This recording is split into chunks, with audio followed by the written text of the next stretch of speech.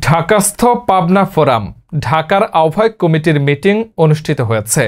উক্ত মিটিংয়ে উপস্থিত ছিলেন পাবনা সদর এর শহীদ মাওলানা আব্দুস সোবহানের ছেলে লিসার আহমেদ নান্নু।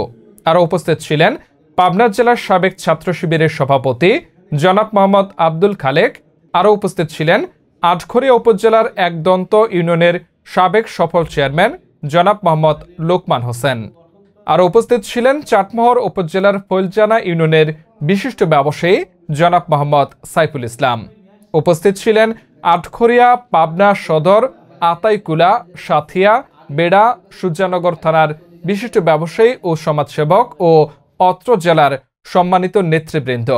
অনুষ্ঠানটি কোঅপারেটিভ বুক সোসাইটি ভবনের দ্বিতীয় তলার BIIF অডিটোরিয়ামে 125 মতিঝিলে অনুষ্ঠিত হয়। উক্ত অনুষ্ঠানে 27 জনের কমিটি ঘোষণা করা হয়। মোহাম্মদ রবিউল ইসলাম এর পাঠানো প্রতিবেদনে দেখুন বিস্তারিত।